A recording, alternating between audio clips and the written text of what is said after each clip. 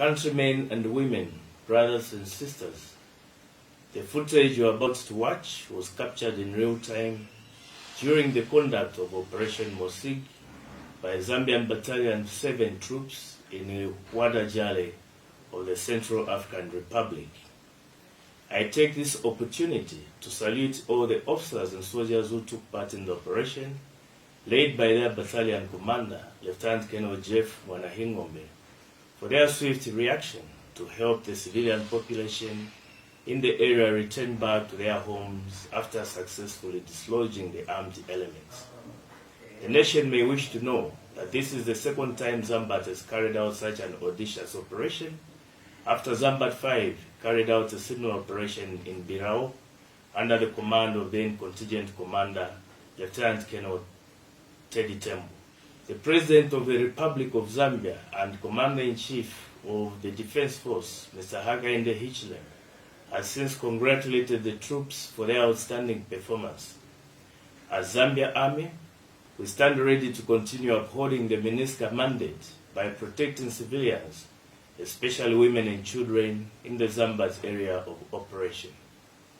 To this end, we remain grateful to the New Dawn government for its continued support to the Army. All the Zambian citizens must feel proud of their sons and daughters after watching the footage. God bless you all.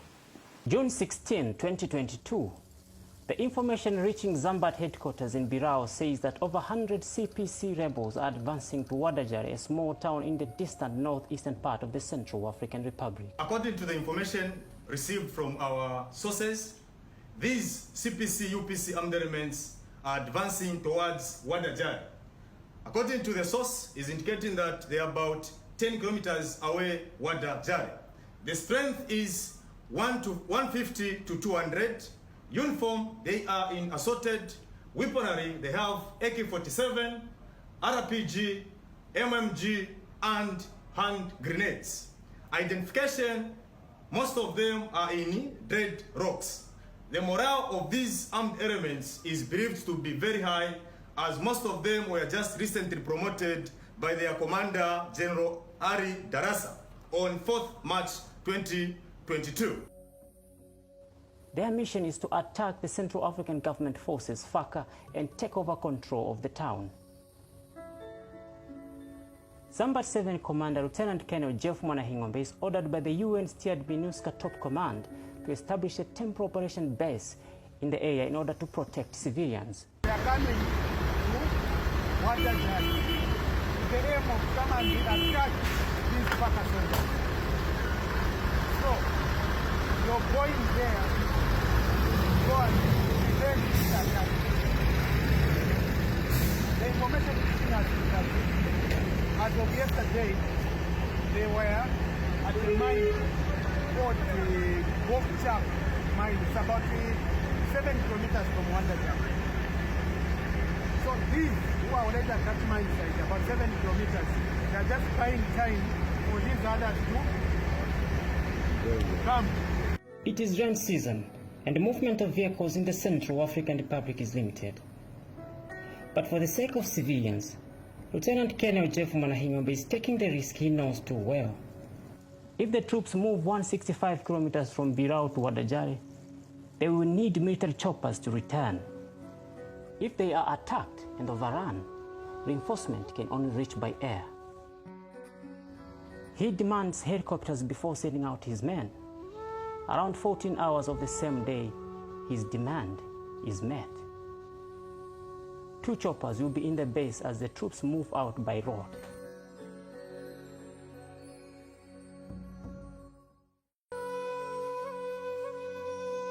June 17, the troops reach Wanja village after covering 120 kilometers. Wanja River is flooded after a heavy downpour and the troops will not dare to cross. Movement is halted as they wait for reinforcement led by Major Justin Mukuka. They spend 2 nights in Wanja as they wait for the water levels to go down. The mayor of the area informs Major Mukuka that the rebels attacked Wadajare, killing 2 civilians, and are at the time targeting the sub-prefect and the mayor of the town. She narrates that Faka has been overpowered in battle and all civilians have fled into the bush for safety.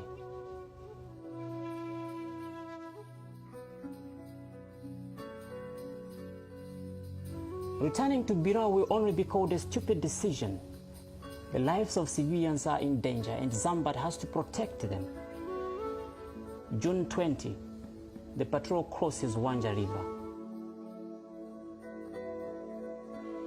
After a 3 hours drive, they reach Wadajari and all they see are CPC rebels. Zambian troops gear up for possible combat. The Blue Helmet commander needs to meet the sub-prefect before any confrontation with the belligerents. Rebels are already in control of the town. They have occupied civilian homes, rampaged government offices, taken charge of the market. The sub-prefect, the mayor, and thousands of civilians are hiding in the bush. Major Mkuka questions the rebels' mission in the area. They tell him they are in Wadajari to protect civilians from Russian bilateral forces and Faka. Zambian only has a platoon in Jale, and from the look of things, rebels are even more than 200, as almost every corner of the village is occupied by them. The patrol tells them to leave. They do not accept. The patrol commander needs more troops before setting up camp in Jare. He withdraws 8 kilometers from the town to change his plan and call for reinforcement. It is at this point that he meets the mayor and the sub-prefect in the bush. It's better they kill me in the bush than returning to the village and live side by side with the rebels. In the same way, I cannot tell the population to return and live side by side with the rebels. If the rebels leave, the people will return home. June 21, the troops moved back to Wadajari to secure the airstrip for reinforcement and to set up camp at the civic center as granted by the mayor.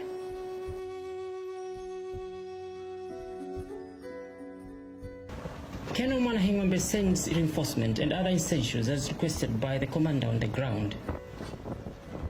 As Zambian sets up camp in Jale, they discover the hospital is deserted as the doctor and other health workers are taking refuge in the bush. The Blue Helmet medics begin to treat women and children who sneak into the facility in search of health care. Malaria is prevalent in children, as locals report deaths of several infants in the distant bushes. Members of staff were not found. We were told they are in the bush. We are trying to do operations just on the corridors of the hospital, just to help 1 or 2 clients that are coming through. And of late, so far, malaria has been the commonest. 21-year-old Ginganjo was in the house with his wife when the rebels attacked. They shot him down, smashed his genitals, and left him to die.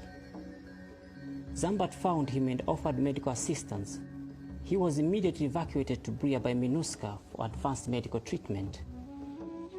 The patrol commander meets the rebels for the 3rd time and tells them to leave the town for civilians to return.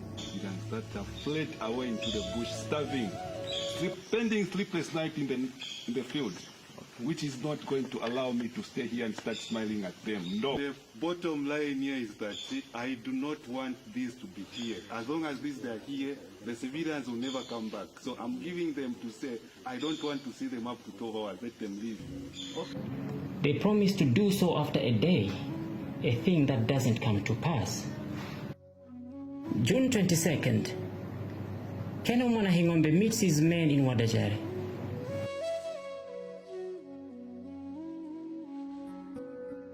He moves around the town to assess the security situation himself.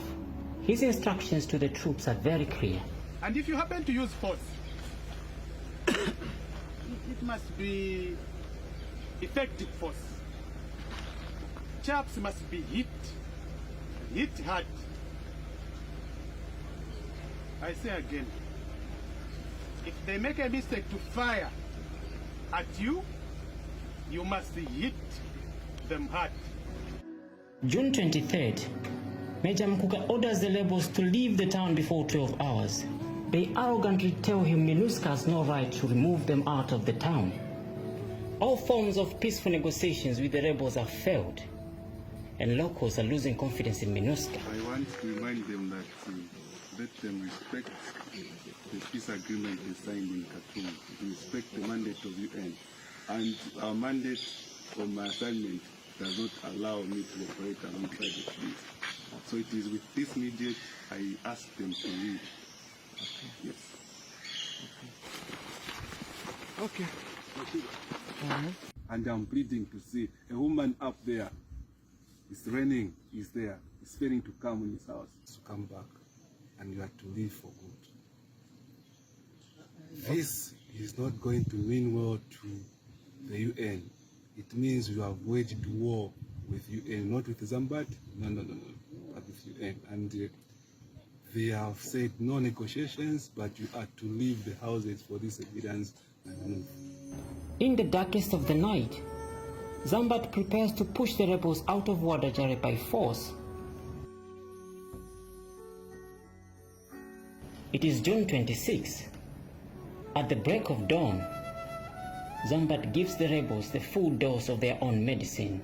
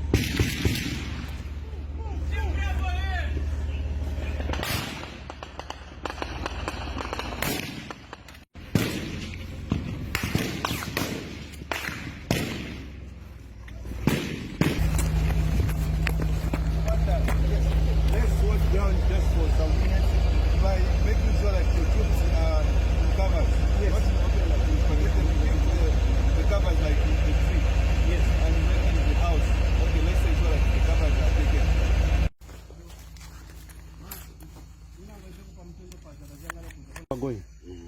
We'll take care of that house. One. Okay. Don't forget. We go. Okay, let's clear the house. Fast, let's stay. Fast.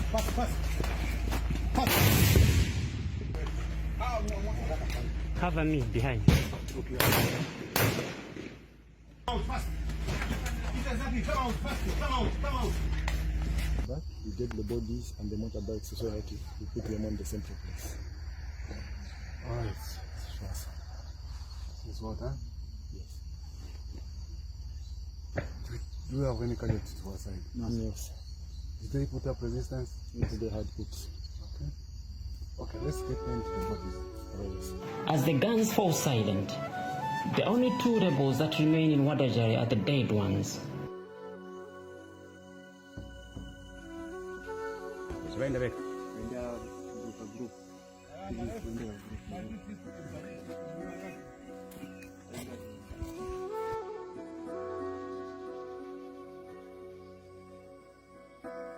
After 2 days, locals inform MINUSCA Civil Affairs officer that 20 more bodies have been discovered along the Samwanja route. After Zambian ejected the rebels out of Wadajare, the government forces FACA returned to the town.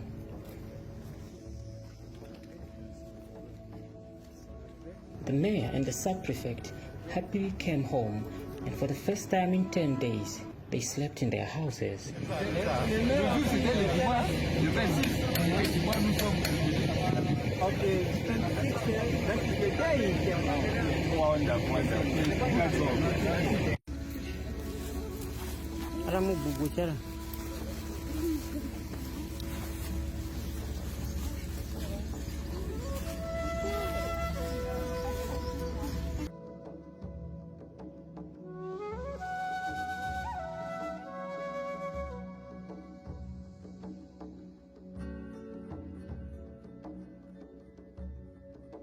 From 27th to 30th June, more civilians returned to their homes. Business in the market was back on track as traders, especially women, began to sell freely. Wadajare has been attacked on the 17th of June 2022 by the coalition of armed groups, UPC and CPC. But I wanted to remind everyone that the responsibility to protect the civilian population is for the government and the National Defense Forces. And MINUSCA is in to support the government. So the government has deployed the National Army, part of it, in Wandajale. And despite that, the town was attacked. That is how MINUSCA, through the Zambian contingent, moved in and was able to dislodge these armed groups that had taken the population to hostage. But based on MINUSCA's mandate, you have to ensure that when you intervene, you don't just shoot it indiscriminately. You have to make sure that those who were occupying those houses were armed groups and they were not civilians. That's what explained the gap between the day of the attack in Wandajale and then the intervention of the force. Today, I have to clarify here that together with the prefect, I visited Wandajale. Hundreds of people came and listened to the prefect and to the Birao MINUSCA head of office, to the force. And the truth is, the situation now in Wandajale is back to normal, thanks to the effective intervention from the Zambat contingent. I'm celebrating the happiness of Wandajale city. When I came here, it was deserted. There was no life. Women, children, and their colleagues, they fled into the bush. Suffering, 10 days of suffering with mosquito bites, rains, being soaked every day. There was no one, there was no life. It was so nice to see people around here back to their normal activities because all of them had rushed to the bushes. So after that attack, people are back now. They are living normally now. They are back to their businesses, back to their homes, which makes us feel so proud as peacekeepers.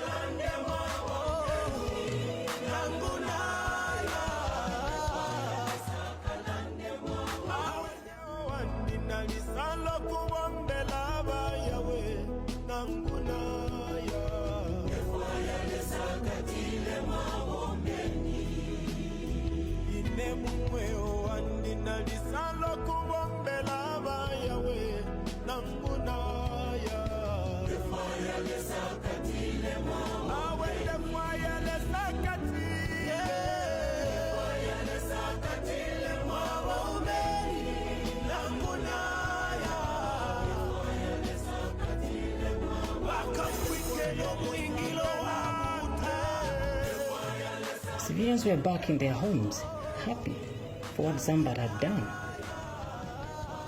But for the Zambian soldier, it was the beginning of spending nights in trenches, in the rains, and in the cold. Ine mumwe o andina lisala